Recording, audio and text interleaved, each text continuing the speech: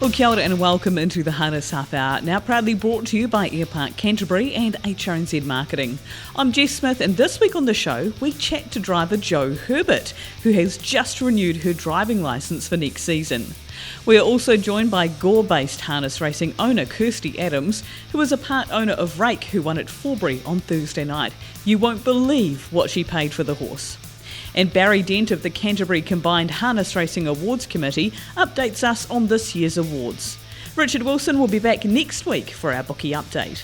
But first, here are the headlines. Princess Tiffany was dominant in Saturday night's Queensland Oaks, winning the feature by 12 metres in a new race record over 2,138 metres. Self-Assured also picked up Group 3 success for the All-Stars team in the South East Derby for stand-in driver Kylie Rasmussen. He will now march on to this week's Queensland Derby along with Jessie Duke and potentially Princess Tiffany.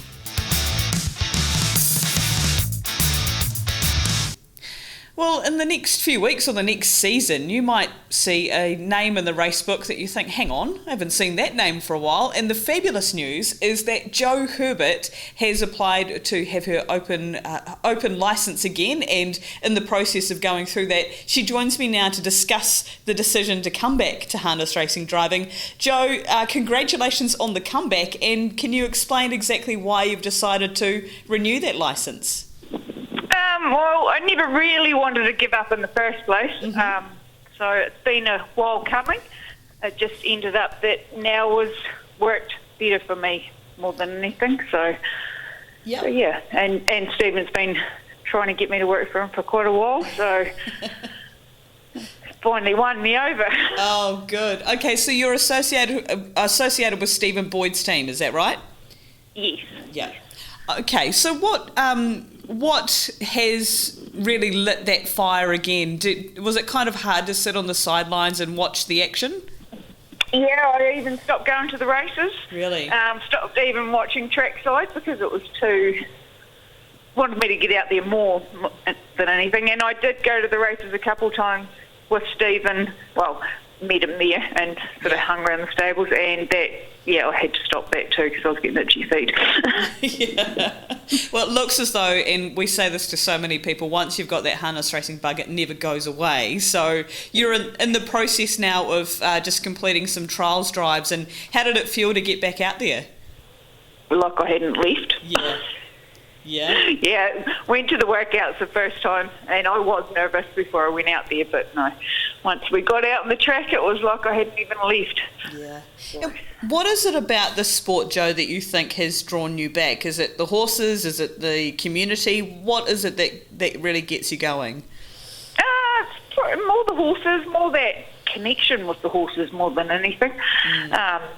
It's just a feeling you can't really explain. Yeah, I can completely understand that. And in terms of your driving career, 193 wins, so obviously getting to 200 would be something you never thought you'd have the chance to do. Well, and I didn't even consider that when I stopped driving. That wasn't really... I didn't really want to stop driving. It wasn't until after I had that everyone said, "Oh, you're so close to your 200." I was like, "Oh, was I?" So, I guess it's a good excuse, eh? Yes. So hopefully they don't take long to rack up. Yeah. And Jo, what would you say your last win was back in 2009. I think your last drive was in 2010. What would you say has been some of the major changes that you've noticed since you've been away? It is a wee bit more different driving style. It's like back when I was driving, and even before the push-out rule, you had to drive. You didn't. It's a wee bit more jostling going on, and now it's not. Doesn't seem to be as much jostling or fighting to hold your position more than anything. But the whipping rule shouldn't make any difference to me. Yeah. Hopefully. I'm sure you'll be fine. And I guess as a female, and you were a role model for so many young women in the sport, it must really warm your heart to see the calibre and the chances that young reinswomen are now getting. Yeah, it's great. It's so good to see so many females out on the track and getting treated like males too. Yeah. Well, the males have been. So, yeah, I mean, you can go through the races. The other day there was 4, I think, between Sam and Sarah O'Reilly, like they'd cleaned up most of the races, half the card. So it's good. It is really good. Yeah. And, of course, you've driven in a few New Zealand Cups yourself, Jo. Would it be a dream to drive in that race again one day? Oh, yeah, too right. Be a dream to win it. Hey, well, at least you've reignited that reality. I mean, there's no reason why that couldn't potentially happen one day. Yeah, hopefully. Fingers crossed. Yeah. And what would you say, just before we wrap up, Jo, what would you say were some of your biggest highlights in your driving career so far? Oh, actually, I was thinking about that the other day, and someone asked me my favourite horse, and Chloe Hanover's got to stand out. She's always been a favourite of mine. Mm-hmm. But to be fair, I've driven some nice horses too. So I think the biggest thrill is going right from day one through the grades, right up to the top. Yeah. That makes it just that wee bit more special. Yeah. Oh, well, it's going to be such a thrill to see Jo Herbert back in the race book, Jo, and thank you for everything you've done for females in harness racing as well. You're a trailblazer and a real role model, so looking forward to seeing you back on race day. Oh, thank you.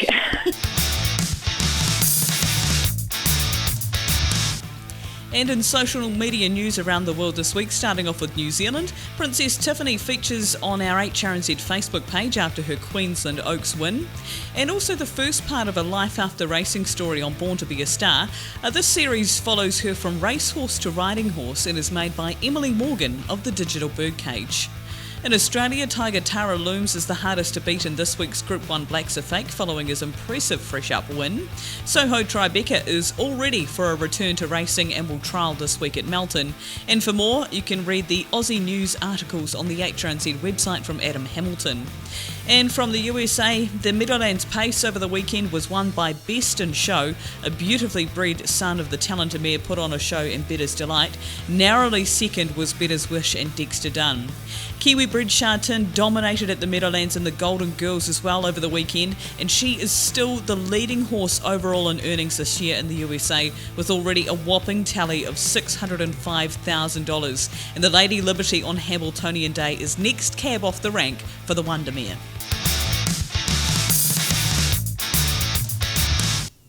Well, here on the Harness Half Hour, we like to profile people from all aspects of the sport and all corners of New Zealand. And one of the coolest stories that has come out over the past season or so is that of 5-year-old pacer Rake. Now, I'm joined by co-owner Kirsty Adams, and of course, Rake was a winner at Forbury Park last Thursday. Kirsty, congratulations. Do you still pinch yourself when the horse wins? Thanks, Jess. Yeah, it's pretty amazing to see that wee fella getting around and trying as hard as he has. He's a pretty cool wee dude, as many people call him, the cool wee horse. Yeah, he certainly is. And I guess part of the story that not everyone knows is how you came to get the horse. Can you tell us a bit about that? Yeah, it's a bit of a laugh around here in Southland, but I moved back down here from Canterbury 12 months ago, and I became the feed rep for Supreme Equine Feeds, who are based in Ashburton. I was using the feed in Canterbury, and I said, I'm sure I'll be able to help you guys get it into Southland. I was at the Invercargill races for the Queen's birthday meeting 12 months ago and was plying our feed off, and I got talking to Ross Wilson, who's a good family friend and lives just down the road from my mother's place. And I was looking for a replacement horse because my big trotter Jedi Josh was out. And I just happened to say to him, you haven't got anything lying around your place that, you might want to lease out? And he was talking to his son Chris and said, oh yeah, Rake's down the paddock. He says, we're going to chuck him on that horse trader, Sort of not much of a horse, didn't really want to do much with him. Do you want to have a go with him? I said, yeah. Didn't really think too much of it until 10 days later Ross rang and he says, I just picked up that horse out of the paddock. He says, you're home, I'll drop it off. So Rock's in the float, and he's this horrible-looking little horse that was growly and grumpy and about 14 heads high, and I was like, oh, yay, cool, thanks. And so I said to Ross, have you got some lease papers for him, or how do you want to do this? And he goes, tell you what, he says, drop me off 10 bags of your feed and you can have them. Wow. So I did. I organised 10 bags of Supreme Equine and got them dropped off to Ross and signed the papers, and here we have. We've got Rake. Oh my, that is phenomenal. And just to back up that story, so prior to you guys getting him, he'd had about 26 starts in one placing? He had, yeah. He'd run a season, I think, at Winton, and he was just a battler, and he was getting really, really bad draws, and he just wasn't enjoying life, running around chasing all the other horses. So I drove him for the first couple of starts that we had, and I consider myself not much of a driver at all, but I just went out there just to get the feel of the horse, and I was having quite a bit of fun on him. And his third start for me was actually the day after the Pink concert in Fulbury at Fulbury. Oh. He pulled a number out of the drawer, and I always tease Blair Orange about getting on and driving a horse for me, and he's like, "Oh, look, sorry mate, sorry, I'm always busy." And I texted him and says, "Oh, can you drive this fella for me?" Just joking. He says, "Yeah, I'm on." I'm like, "Oh, okay. Are you serious?" And he's like, "Yeah, no, we're on, mate." So, he came around just before he jumped in the cart and says, "What's the driving instructions?" I says, "I have no idea." I says, "I don't know much about the horse myself. I've only had him for 6 weeks." He goes, how about we just drove it like I stole it? And I says, "Yeah, that'll do." So, he did, and we got our first win within 6 weeks, so that paid off that feed bill quite nicely. Oh my goodness. And what kind of work did you do with him, Kirsty, just to try and change that mindset? As you said, he was a bit growly and grumpy. Was it just the one-on-one maybe that helped him that way?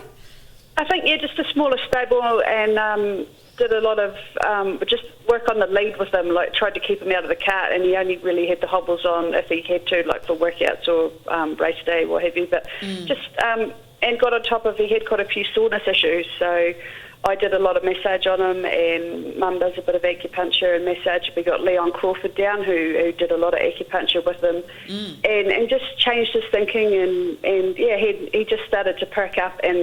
But now we've kind of worked out to get him ready on race day, you've got to get him super grumpy. So before the race, you've sort of got to go in and sort of get right in his face. And when the ears are back and the tongue's out, he's ready to go. And he was certainly like that on Thursday night at Fulbury. We walked past him, and I had my daughter with me, and we went up to say good day to him, and he just sort of lunged at us at the box, like, "Go away, this is my space, I'm ready to race." And he certainly was. So when he's out there racing, he goes from 15 hands to 17 hands high. He just thinks he's a big guy. So no, he's... And Blair loves driving him, and Michael House loves training him. He's just everybody just calls him the cool wee horse. So. Yeah.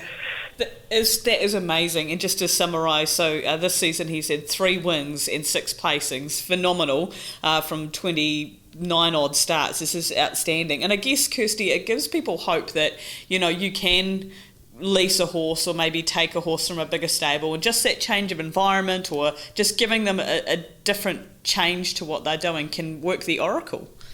It certainly can, like just even just to be in a different box to live in, or being out in the paddock with different horses just changed his attitude. And I know, like, we let him go at the end of April. We went to Canterbury to the house stable, and he's out there and he's in a really big environment, and he's loving it. Like, he's working really, really well, and he's out there in the paddock with a heap of horses, whereas here he was sort of only had 1 or 2 with him, and because we sort of wanted to look after him, we didn't want to get hurt by anything else running around. But it's just, everywhere he's been, he's just changed his attitude each time. It's been really pleasing to see. Yeah, and it's a really cool aspect of the story, Kirsty. I understand that you've got a friend involved with the ownership of this horse as well. Yeah, Abel Tangi Tutu, he's a 20% owner in the horse with me. He's actually been with all of the horses I've trained right from when I was working up in Blenheim 3 or 4 years ago. He's a truck driver guy, knew nothing about horses. He came flatting with me, and he used to spend quite a bit of time in Christchurch, staying at the pubs down there waiting for loads for his trucks, and all he'd do is sit and play the pokies. He had nothing better to do, and he came home one day and he said, "Mum," he says, "I need something else to spend my money on." I says, "Well, mate, I can fix that for you." So I says, "How about we stick your name on a horse?" And he's been to a few race meetings, and we always send him through the links, like even if he's working, like send him through the clips of the horses after the race, and he gets so excited. His whole family's in on it as well, and it's just really cool. We've had a few horses together. We've had Pacific Rose was, I think, the first one that we had together, right through to Big Jedi Josh, and he gave us so many thrills as an owner, and Abel used to get right behind him, and any time he was in Christchurch, he used to shoot round to Addington and watch Big Joshy racing. So Yeah, Abel, he's been really cool. He's stuck, but through the bad times and the good times, he's been right there, and he he doesn't mind paying them bills no matter how good the horse has gone. So he's enjoying the ride as long with his family with Rake too, and just hope we've got another one coming along that he can sign his name on the papers and get involved with as well. Yeah. Well, you've made it a great advertisement for ownership. And where did your harness racing journey start, Kirsty? When did you get involved in the industry? I'm actually the fourth generation of my family to be part of the harness racing game. Mm-hmm. My grandfather actually used to train sapling when I was a little kid. Wow. So, yeah, I raced in sapling's colours. When Granddad was getting ill, he signed them over to me, so I've got sapling's colours. So cool. Mum was actually Gay McClymont, very, very successful trotting trainer. She had Larix, who was in the Jewels and was also Trotter of the Year. And I've also got my daughter coming along, well, both of my daughters actually, but my eldest daughter coming along behind me, who's just competed in the National Kids Kart Series, Emma. Wow. So, it's been bred into us, and I know many times Mum's tried to knock it out and say, go do something else. Don't worry about chasing the horses around, and probably still feels that way a lot of the times, but it's bred in, so that's just what we do, and I love it. It's a passion. I mean, I'm a tanker driver at Fonterra, so any time that I've got time off, I'm working the horses and working the shifts that we work there. It works in really, really well. Fascinating and just amazing to have that history behind your colours too, and that longevity. But to someone who's listening to this, Kirsty, maybe they're on the fringe of the harness racing industry and always thought about getting involved in ownership, would you recommend it to them to jump in and have a go? Oh, definitely. And grab a band of your friends together, like 3 or 4 of you get together, and even if you take a small slice of a horse, it's just the excitement of seeing it line up each week, and then you drag their friends along and their friends along, and you start to get a really good following behind your horse, and you've just got to take the good with the bad. But when the things are going good, like Rake's going at the moment, it's pretty amazing to watch, and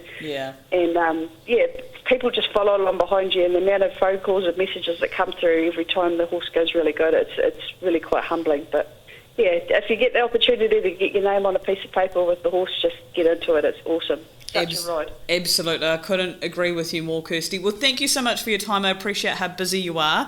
And congratulations again, and I'm sure many, many more thrills to come with Wee Rake. Yeah, no, thanks very much, Jess. It's pretty cool. So I also like to thank the house stables so much for all that they've done with him since he's been up there in April. It's just made it so much more exciting.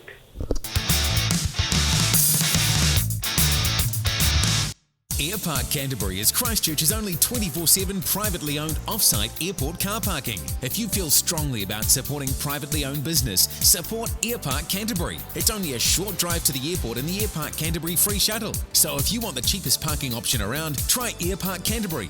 Call 0800 Airpark or online at airparkcanterbury.co.nz. There's always a park for me at Airpark Canterbury.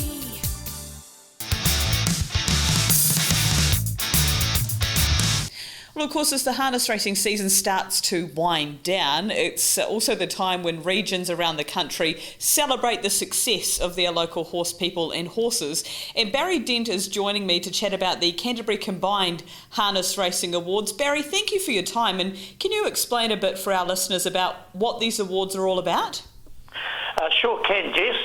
It's a combined effort between the Canterbury Standardbred Breeders, the Canterbury Trainers and Drivers Association and the Canterbury Trotting Owners Association to establish effectively 2 classes of awards that are really they're different to what actually happens at the national awards. So we have a point of difference in the Canterbury Awards, and the first point of difference is that we have a series of TAB-sponsored merit awards this year, where aged pacers, trotters, fillies and mares, and colts and geldings are rewarded for consistent form and consistent racing throughout the season just gone. Oh, that's wonderful, and it does give you an opportunity to, give everyone their moment too, because, everyone that gets a success or has a particular milestone is worth celebrating. Oh, absolutely, Jess, and it gives us an ability to hone in on North and South Canterbury areas, effectively from the Waitaki River north, pretty much up to Kaikoura, and we can hone in on those people who, although they've had a horse that's even won a group race, may not necessarily be in the running for the awards at the Harness Racing New Zealand annual awards. Yeah, and it has a real community event feel too, doesn't it? Because as an industry, we do like to celebrate each other's successes. Oh, absolutely, Jess, and that's the second part, I guess, to the night, is that we have awards from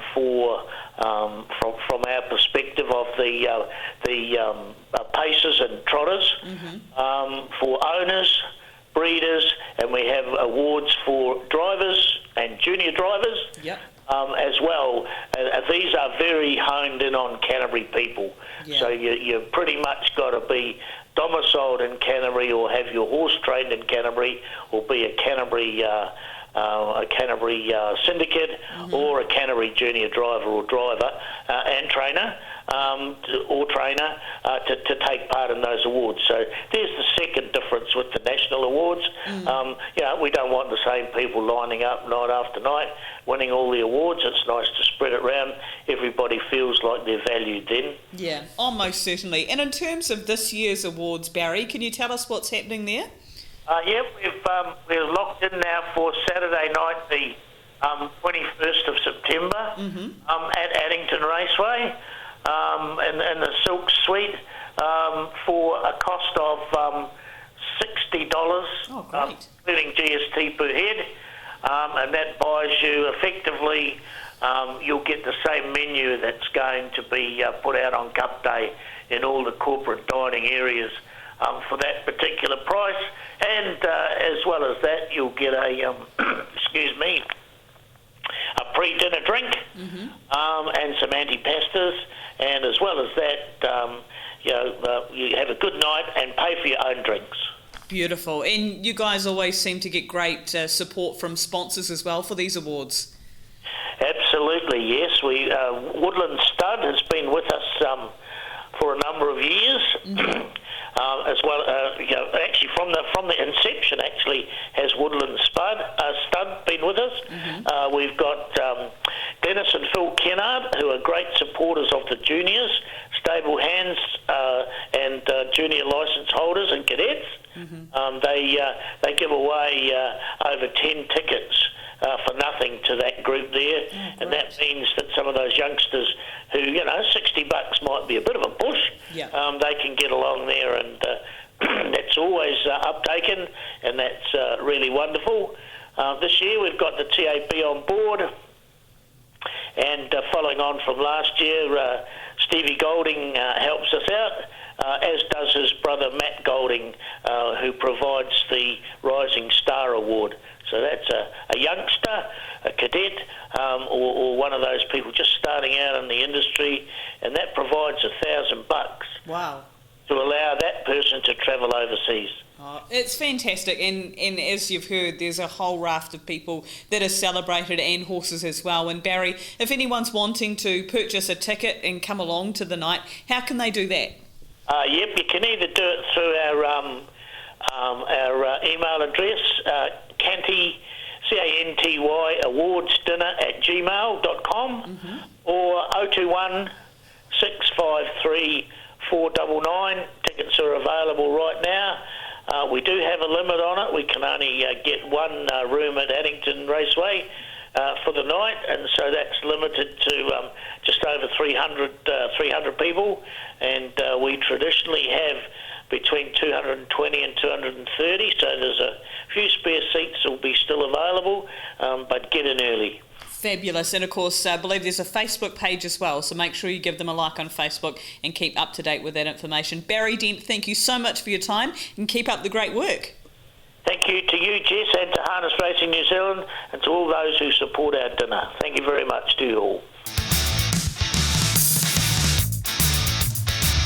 And coming up this week, harness racing wise in New Zealand, of course, Thursday night we're back to Forbury Park in Dunedin. Friday again, Alexandra Park in Addington will take centre stage from the two main centres. And on Sunday we return to North Canterbury harness racing at Rangiora, which includes their Winter Cup on the card. And that's it for this week's Harness Half Hour. Thanks to Airpark Canterbury and HRNZ Marketing. Don't forget you can find us on the HRNZ website, through our Facebook page, on the Punters Lounge, tab.co.nz, on Spotify and also iTunes. We'll catch you next week.